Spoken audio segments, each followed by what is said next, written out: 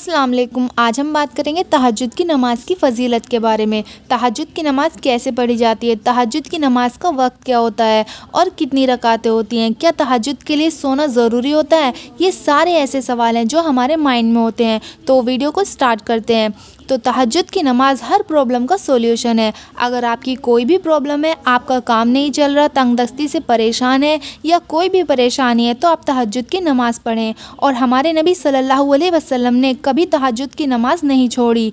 और हमारी जो फ़र्ज़ नमाज़ें हैं 5 वक्त की, इन 5 वक्त की नमाज़ों के बाद अगर कोई नमाज़ अहमियत वाली है तो वो तहज्जुद की नमाज़ है। तहज्जुद की नमाज़ की बेशुमार फ़जीलतें हैं। हुज़ूर सल्लल्लाहु अलैहि वसल्लम का इरशाद है कि अल्लाह ताला तहज्जुद के वक्त में आसमाने दुनिया पर आ जाता है और फरमाता है कोई मांगने वाला कि मैं उसको दूं, है कोई मुझसे मगफिरत तलब करने वाला कि मैं उसकी मगफिरत कर दूं, है कोई मुझसे बख्शिश तलब करने वाला कि मैं उसकी बख्शिश कर दूं। इस तरह से अल्लाह ताला ऐलान लगवाता है।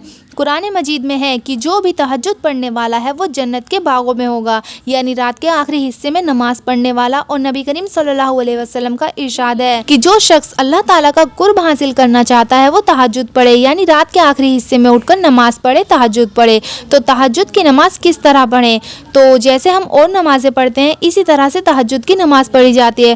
फ़र्क सिर्फ इतना है कि तहज्जुद की नमाज 2-2 रकात करके पढ़ी जाती है।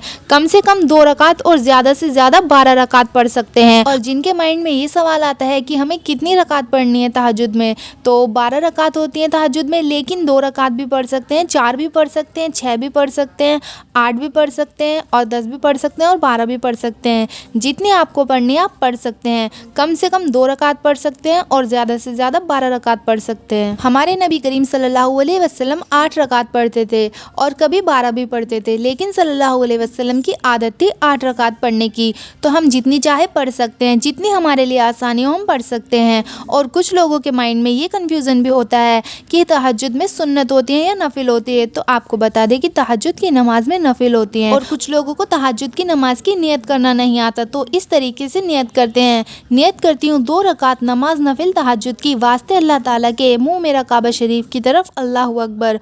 और सूरत इसी तरह से पढ़नी है जैसे बाकी नमाज में पढ़ी जाती है, सेम उसी तरीके से पढ़ी जाएंगी। क्या तहज्जुद के लिए सोना ज़रूरी है, तो हाँ, तहज्जुद के लिए सोना अफजल है लेकिन ज़रूरी नहीं है। आजकल ज़्यादातर लोग 1 या 2 बजे तक जागते ही हैं, तो इतनी रात तक जाग रहे हैं तो तहज्जुद पढ़कर सोएं। आपको लगता है कि आप इस टाइम सोएंगे तो फिर उठ नहीं पाएंगे, नामुमकिन लग रहा है उठना, तो फिर आप तहज्जुद पढ़कर सो जाएं। या अगर आप तहज्जुद के वक्त उठ सकते हो तो उठकर पढ़ लो, क्योंकि सोना अफजल है लेकिन ज़रूरी नहीं है। तो अब बात करते हैं तहज्जुद की नमाज किस वक्त पढ़नी है। सबसे बेहतर वक्त कौन सा है तहज्जुद के लिए, तो तहज्जुद का वक्त ईशा की नमाज के पढ़ने के बाद शुरू हो जाता है। लेकिन अफजल जो वक्त है तहज्जुद के लिए वो है रात का आखिरी तिहाई हिस्सा। रात के 3 हिस्से किए जाएं तो आखिरी हिस्सा यानी सहरी का वक्त ख़त्म होने से 1 या 2 घंटा पहले सबसे बेहतर वक्त होता है तहज्जुद की नमाज अदा करने के लिए। सूरह इसरा आयत नंबर 79। और तहज्जुद की नमाज पढ़ा करो, ये शब खेजी तुम्हारे लिए एक इजाफी अमल है। उम्मीद है कि अल्लाह तुमको मकाम महमूद पर फाइज फरमाए। इससे पता चलता है कि तहज्जुद का जिक्र कुरान में है। मुसलमानों भाइयों और बहनों, कितनी बड़ी नेमत अल्लाह ताला की हर एक रात में है और हम इससे गाफिल हैं। तो उठो और हिम्मत करो और इस नमाज की बरकतें हासिल करो।